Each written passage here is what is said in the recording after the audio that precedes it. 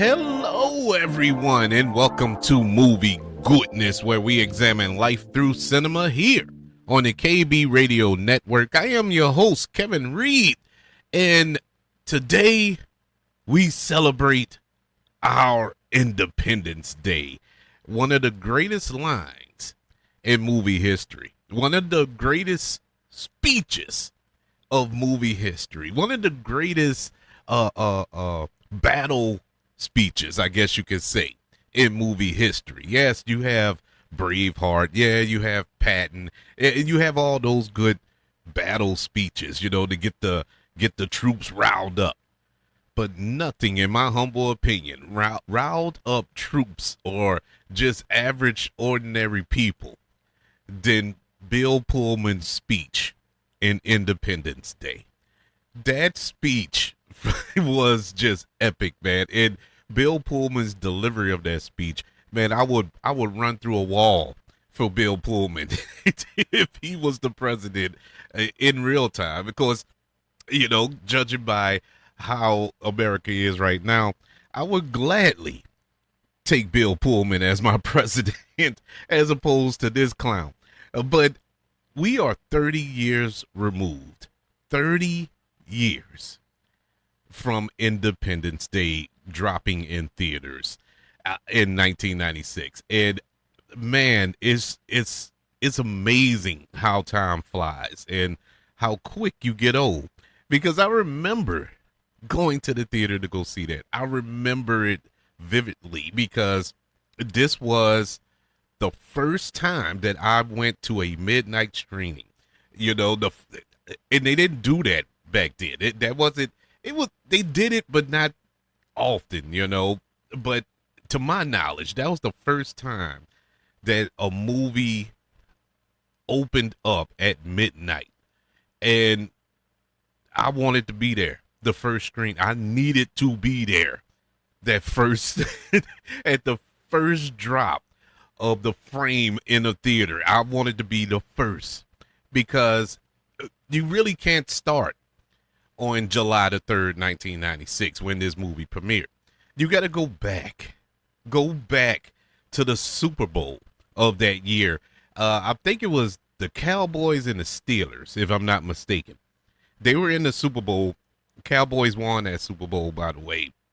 And I think that was the last time the Cowboys had won a Super Bowl, if memory serves. But that's besides the point. They had a commercial. And, that's 50% of the reason why you watch the Super Bowl is for the commercials and for the ads, not the ads, but the trailers. You want to see what's coming. And this is before the era of YouTube and all this other good stuff. So if a trailer dropped on TV or during a program or at the theater, you paid attention to it. It wasn't so accessible as it is now due to the internet. So when this trailer dropped, and like I said, the internet wasn't around, so nobody knew what was going on. All you saw was the White House, right?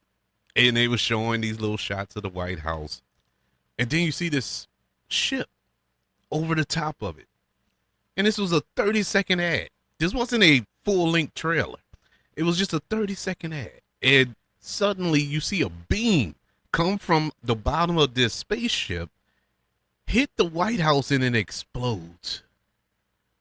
And then you see a flat Independence Day, July 1st or July 3rd. And that was it. After that, I didn't care who won the game. I hate the Cowboys. So it didn't even matter that they won that game, because all I could think about was Independence Day. And we had to wait, 6 months? 6 months to partake in what we just witnessed. Just that 30 seconds of the White House blowing up. I know now with movies and TV shows, it's par for the course. You see monuments being blown up and stuff like that. But there were certain lines you didn't cross in film prior to 1996. So when you saw the White House explode, it was like, what? Then when more promotional material started coming out throughout the year, you see the Empire State Building do the same thing. It explodes. You see, what is it, the Chrysler Building or whatever it was, that explode. It was just madness, man. It was like these historical monuments are being destroyed by these aliens, and you see the destruction that is laying waste. You see people running through the streets with cars flipping and all this other stuff.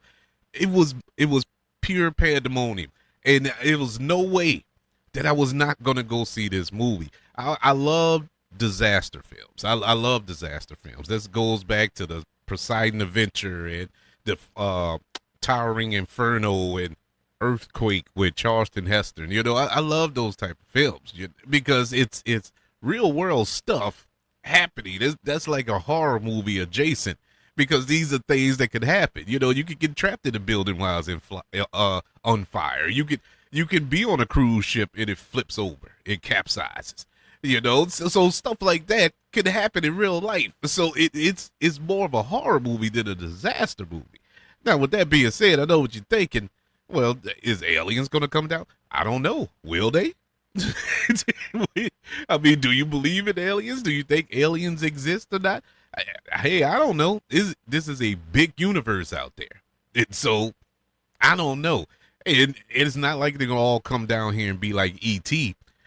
I would imagine if an alien race come to Earth and just look, especially now, and depending on where they land at, they probably will look around and say, we need to rid the universe of this species. And you can't even get mad at them because you understand. But we are horrible. Human beings are horrible. I mean, be real, man. And if you catch offense to that, just think, I'm a human being too. And so I'm talking about myself as well. Human beings are horrible. So in my little warped mind, yeah, if an alien species come to Earth and look around, yeah, they probably would want to annihilate us because, man, we're too destructive. Actually, they wouldn't. They wouldn't. You know why they wouldn't? Because we're doing a pretty good job of destroying ourselves. Why waste the bullets? Why waste the laser, the photon, or whatever they have? Why waste it? We're doing a very, very good job of eliminating ourselves. But that's besides the point. The point I'm trying to make is 30 years ago, man, there was a time when big names on posters sold movies. And that was before 1996. Before 1996, if you slapped Arnold Schwarzenegger's name on a poster, you're going to see it. It didn't matter what the movie was or what it was about. If you slapped Harrison Ford's name on a poster, you were going to see it. It didn't matter what the movie was about. All that changed in 1996. Independence Day changed Hollywood forever, in my humble opinion. It really did. If it wasn't for Independence Day, we wouldn't be getting all of these special effects heavy films like we are getting today. And the crazy part about it, the real crazy part about it, a lot of the visual effects in Independence Day wasn't really digital. Like some of the most exciting visual effects shots were in camera. With the White House blowing up, they actually blew up a White House. Granted, not the one on Pennsylvania Avenue in Washington, D.C., obviously, but they built a 5-foot model of an exact replica of the White House and blew it up. That's how they achieved that effect. When you see the fire going through the city after they being the aliens unleash their little master weapon and annihilate a city, that actually was in camera. They built models of the city, tilted the model set so the fire can go up it, because fire goes up, fireballs go up. It's called gravity, people. And so how do you achieve that shot? Well, they build a model and tilt it. so the fire can go up like it was racing through the streets, and filmed it that way. Very innovative how they made these visual effect shots and things like that. Of course, they had digital shots. The alien ships, the dog fights with the jets and the alien spacecrafts and stuff like that. Of course, all that was digital, but for the most part, all that it was practical. And I'm a huge fan of practical because it looks better. To be honest, to in comparisons now, look at, and I'll just stay in this quote unquote franchise. You look at Independence Day from 1996 and Independence Day Resurgence, which is god awful. One of the worst movies I ever saw in my life. But that was all digital. That was all CGI. And it looked horrible. How did the movie from 1996 look better than the sequel? There's your answer. It was the visual effects. It was the CGI. It just didn't feel real, And that's the thing. That's what's missing in a lot of movies today. It doesn't feel real. And you can't connect to the story. You can't connect to the characters. You can't connect when you see our heroes taking a punch or falling off a building and stuff like that. That's why a lot of people respond to John Wick, because John Wick gets hit. That's not digital Keanu Reeves running around there. He's really doing all this stuff. So it's you can connect to it. Just to stay with Keanu Reeves, think back to the Matrix, the first Matrix film. You felt Neo. You felt the pain. You felt the dread from the agents because Neo was getting hit. He was getting punched and he was bleeding. You could see the pain in his eyes. And you fast forward to Reloaded, the sequel, where he kept his sunglasses on the whole time. You couldn't really connect with him, and he didn't bleed. He didn't get tired. He was virtually Superman in that movie, and it just got worse from there. So it's just subtle little things you do in filmmaking, and I'm saying that from somebody on the outside looking in. But that's the reality of it. You do little things like that so the audience can connect to it and enjoy it more. And so, yeah, that's one of the reasons why I enjoyed Independence Day so much, because of the practical effects and how it felt like a lived-in world, a real world. It felt like New York was just devastated by these alien creatures. And so, Independence Day from 1996. This film was directed by Roman Emmerich, and Roman Emmerich is an interesting filmmaker. He made some bangers in the 90s. The Universal Soldier, Stargate, Independence Day, and to a lesser degree Godzilla. But, Godzilla had serious issues. And if you know the backstory of the making of Godzilla, you kind of understand his stance on it. He really didn't want to make the movie. But they threw all that money at him, so coming off the success of this film, and so he went ahead and made it. But it wasn't a passion thing for him. He really wasn't into it. But that's no excuse. You don't put that on your resume. It was horrible. But he makes some fun, popcorn, entertaining films, and Independence Day is that pure popcorn, crowd-pleasing, entertaining movie. You go there simply, and sitting in that theater, it was simply to be entertained. And he assembled an all-star cast that was there just for that. Will Smith in his first big blockbuster role. He did Bad Boys before this, and a couple other small little films, but nothing as big as this. This is what announced Will Smith as a box office draw, because he went on a run after this. He basically owned Independence Day weekend, or 4th of July weekend, I should say.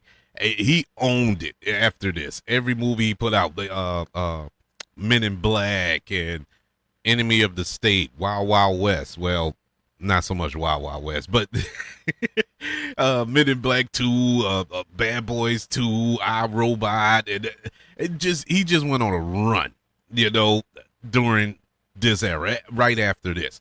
But here's the intriguing part about that: the studio, 20th Century Fox at the time, did not want Will Smith in that role. They felt a black man could not be a star of a big summer blockbuster because at that time there weren't any. They didn't have it. And don't be fooled. They still feel that way to this day. No black man can, or black actress can lead a big budget movie. Don't be fooled by the Will Smiths of them all, because look how he fell off. The Denzel Washingtons and the Mahershala Ali's of it all. They don't draw money like that. And so that in their mind, they can't hold down a film. They can't carry a film like that. And Will Smith at the time, he was still Fresh Prince. He was still doing the Fresh Prince of Bel-Air on TV. He was a TV star. So putting him in the lead role of this big budget summer blockbuster film, nah, they weren't feeling. But Roman Emmerich, for his credit, fought for Will Smith. He fought to him to the point where he wasn't going to do the movie unless Will Smith was hired for the role. And the rest, as you say, is history. Yeah, they caved. Will Smith got the role, and voila, you got Big Willie. Until he decided to slap Chris Rock. But that's neither here nor there.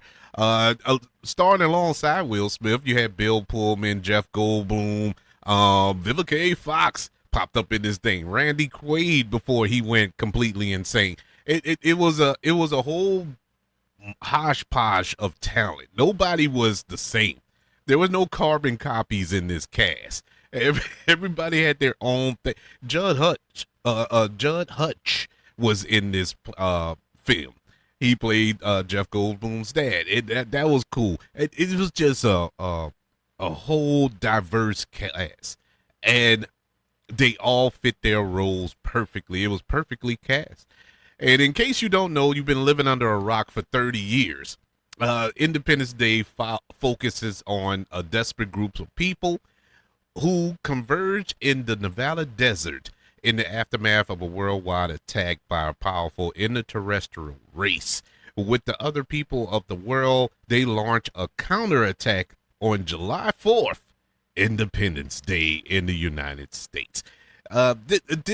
This comes right after Roman Emmerich and his producing partner at the time, Dean Devlin, they had made Stargate, and Stargate was a very successful film, and studios were, vying for their services, and they had came up with this idea, this screenplay for Independence Day. I think every studio was bidding for it. 20th Century Fox won the bid, and man, we got one of the biggest blockbusters in history. This movie, I would say, is not perfect by no stretch. I mean, let's be real. It's not a perfect movie, but what it is perfect at is entertaining you. I know I used that word ad nauseum already, but it is the perfect entertainment that you can get in a theater. Going to that midnight screening, July the 3rd, 1996, and it was jam packed in there. And being in there, me, a friend of mine, Mike, shout out to Mike, if he listens. I haven't talked to him in years. I don't even know if he know I have a podcast. But in the event, if he is, what's happening, Mike? But going there with him, and we were sitting in there, and this was like the first communal experience I've had in a movie, and probably the biggest. I do recall, going to Marvel movies, and it's real. You get the feel, everybody it's excited and cry when everybody else cry, laugh when everybody else laugh, and all these good things like that. But this was the first time I sat there and the excitement. I mean, before the movie even started, the excitement was there. The feel, like, everybody knew this movie was going to slap. Everybody knew that this was going to be one of the best experiences of their lives, going to a movie theater. And from the opening shot on to the end, it was just a rip roaring good time, and I went back to see that movie in the theater. I want to say, I'm going to just round it off at 5 in the theater. I could be off, but it was around that. I went back multiple times to see Independence Day because I have never felt like that before. I was searching for, it was like a high. It was like a drug. I was searching for that high, I didn't get that same high I got that opening night, but I still got a high. But this film, this is what I miss about movies today. I miss how movies take their time and set up a story and set up the characters and trust the audience to just go along with it, to suspend disbelief when it's necessary and accept whatever, because this is the movie that we signed up for, that you paid your money to see. Just accept that, and here we go. We're not trying to win any Academy Awards. We're not trying to reinvent the wheel. We're not trying to throw out there a social commentary or nothing like that. We are just here to entertain you. And that's what this film solely went out to do.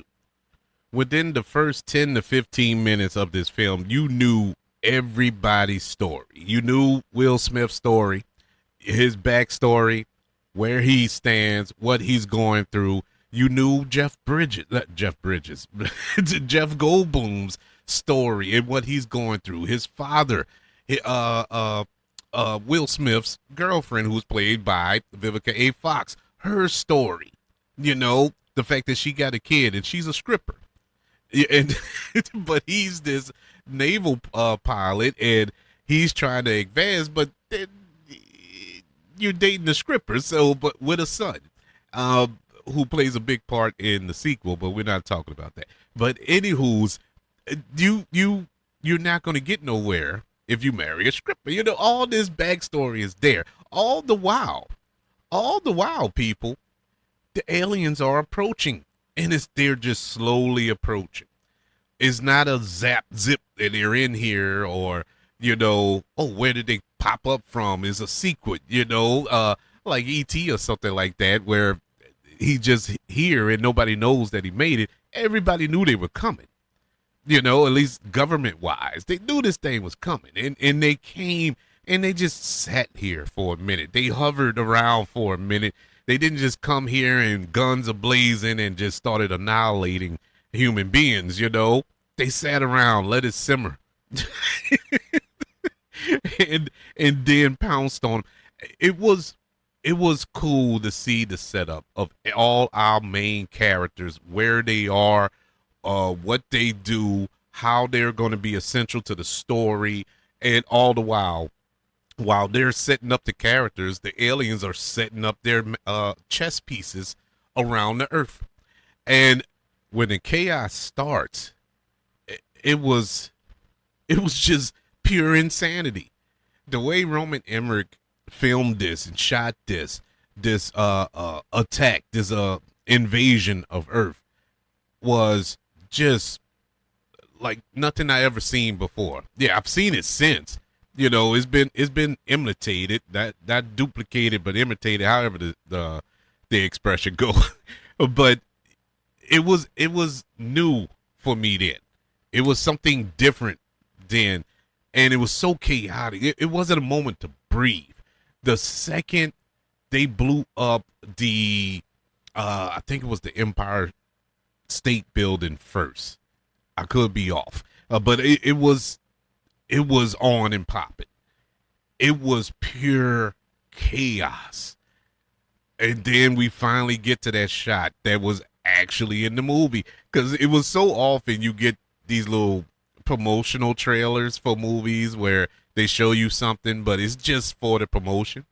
Whereas we didn't get that here. They actually blew up the White House. That was a real shot that they used in the movie. The only difference from the trailer that we got at the Super Bowl and what we got in the movie, there's a helicopter that flew in front of it and it exploded as well. That made me mad. I was mad from when I watched it back in 1996 because it blocked half of the White House. That shot, it felt like it ruined the shot putting that helicopter in there. But I get why the shot is there. I get why the helicopter is there, but I wanted to see the White House blow up in all of its glory at the time. But that's neither here nor there. Yeah, it was on from there. And then, okay, we get the fight back. Okay, we're going to fight back. This is when Will Smith and Harry Connick Jr. plays his friend here. Shout out 504 boy. He was in here as a naval pilot as well. So they launch an attack on the aliens, and then we find out that wait, we can't do anything to get. They got these shields up. They're trying to blow up the ship. They can't. Nothing they're doing is working. Nothing. And for the first time, I sat in the theater watching a movie, wondering how on God's green earth are the good guys going to win? There's no way we can win. There's nothing you can do. What can you do against this? This is impossible. Now they found out a way. Believable? No. It was completely ridiculous. Completely ridiculous. Coming up with a virus to plant in the mothership, which is off-world, and it'll affect the rest of the ships and all this other stuff. Completely ridiculous. But hey, like I said, they asked you to suspend disbelief, so I had no other choice but to suspend it and just roll with it, because it was no other option. It was no other way human beings were going to come out victorious in this fight for mankind. It was innovative also and fun. The fact that Area 51 was a major part of this film. And back in the 90s, mid 90s, early 90s, and beyond that, before that, I should say, or prior to that, if I can get my proper English together, Area 51 was shrouded in mystery. Still is now to a degree, but not like it was back then, because it's so secretive. Why the government hiding something there? Or they conducting tests on aliens? Or is the Roswell ship still there? Or was it a weather balloon and not? And all this other crap. So you have all this mystery surrounding it. And you have a film, this big budget summer tentpole film that is set in this location. Now, just a little backstory on that. The production had to do a lot of digital planes, right? The jet planes. That's why those were digital, because initially they weren't going to be.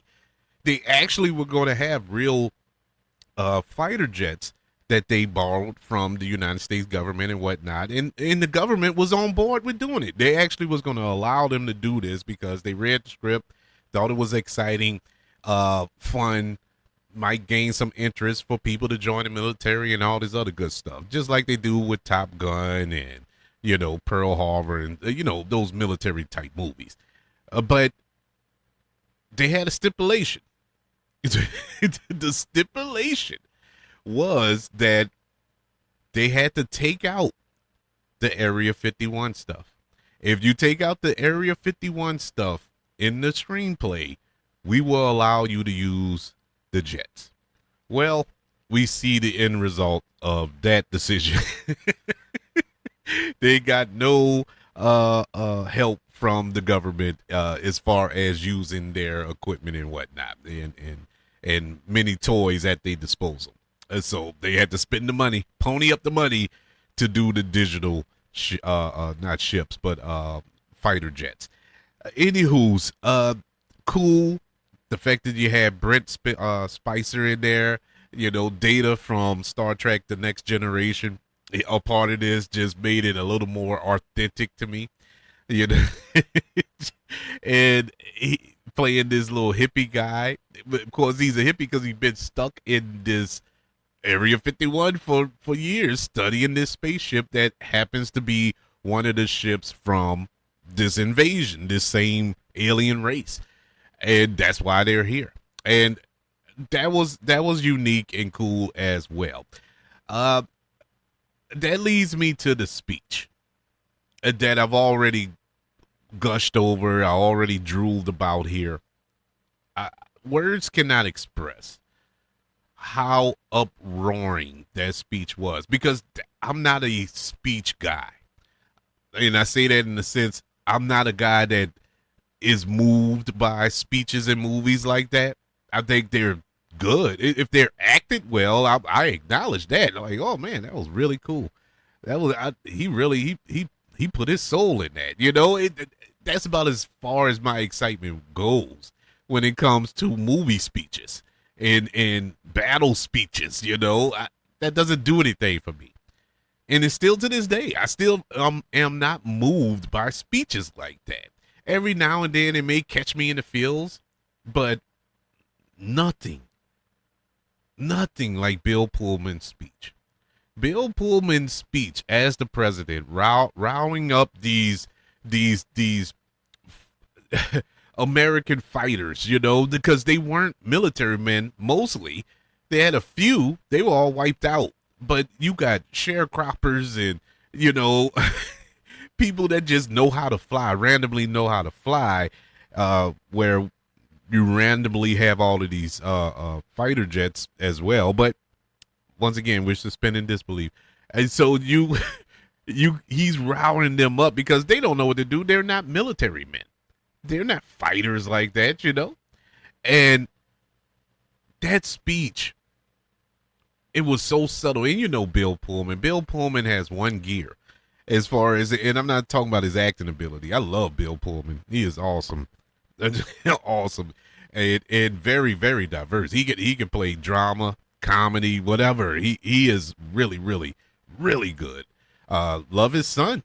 His son is like picking up the mantle from him. But anyways, his tone, the way he speaks, that's what I'm talking about. And it's so comforting. But the power he had behind those words, in that comforting voice that he has, it just resonated, bruh. And it's still to this day, I think it's one of the most quoted movie speeches in history, because you can say that speech anywhere, everywhere, in any situation, and it will get you riled up, man. I'm not super patriotic like that. Actually, I'm not patriotic like that at all. But I would say that speech, that speech would make you patriotic. Man, that is awesome. That was an awesome speech. And the fight they put up to save their planet, to save their humanity, was just a climactic joy. And the joy that we got at the end of this movie, it was just purely fun. Now, the problems I had with it was a couple of moments that I mentioned earlier, with you want to make me believe that random people can fly fighter jets and defeat this alien race. No, that is silly beyond silly. One scene in particular, I'm gonna point this scene out, and I'm not, because I really don't have many negatives. There's a lot of negatives, but I don't care enough to to really harp on them, because that's not what this movie is for. But there's one thing that sticks out, and it stuck out to me 30 years ago, and it still sticks out to me today. When in the beginning, when Will Smith and Vivica A. Fox, they're at home, and Will Smith has to go out because there's aliens. So he has to go back to the base and regroup with his unit and whatnot. Vivica A. Fox got to go to work. She's a stripper now. Got to go to work. And so she goes and she works at a strip club during the day. Now, this is the thing. This is why it only bothers me. Because I don't know. I'm not a strip club guy. During the day, that's kind of it just bugged me. It bugged me back in 1996, and it still bugs me today. Now, if there are any strippers out there listening, or exotic dancers, I'm sorry. If there are any out there listening, welcome to the show, by the way. I'm glad you're here. Let me know. Do you work during the day? I didn't know they worked during the day. It just doesn't. It never made sense to me. It still doesn't make sense to me now.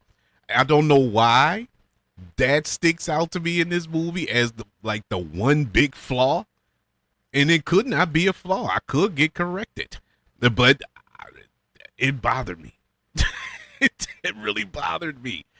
Aside from that, nothing else really bothered me. There was the knocking out of the alien by Will Smith. Now, it's supposed to be a rah-rah cool moment that he punched the alien and knocked him out, but we later learned in the movie that he's wearing this suit. So he really just punched the suit. And the way the suit is designed, is no way you can knock him out because the suit is like super, super, super thick. Either Will Smith has the strength of Samson, or they didn't think that through. And I mean, knocked him out for hours from one punch. I don't know. Look, whatever. It bothered me, but I get it was a rah-rah moment. The welcome to Earth moment. Anyways, Independence Day is one of my favorite popcorn movies of all time, and I categorize it like that because I know the movie's not perfect. Everybody with a set of eyes know the movie is not perfect, but it is perfectly entertaining. That's why I give Independence Day from 1996 a letter grade of an A. It is so fun to watch. It never gets old to me. I'm about to watch it now. I'm gonna go back and watch it again. I didn't want to watch it before I did this because I would have been glowing too much, because every time I watch it, it's just a certain glow and happiness I get about that movie, and it distorts my way of thinking. So I didn't want to do that this time, but it's so exciting. It still holds up to this day. Today also marks the 10th anniversary of its sequel, Independence Day Resurgence. Now, if you think I'm gonna do a review on that, you got another thing coming. I'm not doing it. I watched that movie one time, and I couldn't get. Actually, I'm lying. I just realized I never finished that movie. I have never finished Independence Day Resurgence. I got halfway through and I just couldn't take it. I didn't go to the theater to see it because I was I just had a feeling it was bad. It just looked bad, and Will Smith didn't come back and all this here. I just knew it wasn't going to be good, and I was right. Everybody pretty much told me I was right, so I waited till it came on television, and when I watched it, I turned the channel. I changed the channel. I couldn't do it. I always told myself I'm going to sit down and watch. I might do that this year. I might. I feel like I want to be tortured for a little while, so I might sit down and try to get through one sitting of Independence Day Resurgence. But I will definitely be watching the one that started it all, Independence Day from 1996. I want to know, were you around in 1996, and did you go to the Uh, Maybe you weren't dumb like me and stayed up and watched it opening night and didn't get home till close to 3 o'clock. I would love to know if you have the same feeling and joy that I experienced from watching that movie 30 years ago today. Let me know on our website, thekbradionetwork.com. You can also look us up on YouTube, subscribe to the KB Radio Network channel, and like this video if you don't mind. Don't forget about the 5 stars, the reviews, and sharing this show if you're listening on Apple Podcasts, Spotify, iHeartRadio, wherever you are currently listening to movie goodness here on the KB Radio Network. Everybody, thank you for joining me as we celebrated the 30th anniversary of Independence Day. Want you all to know that I love you, continue to love everyone, and until we speak again, you all be blessed.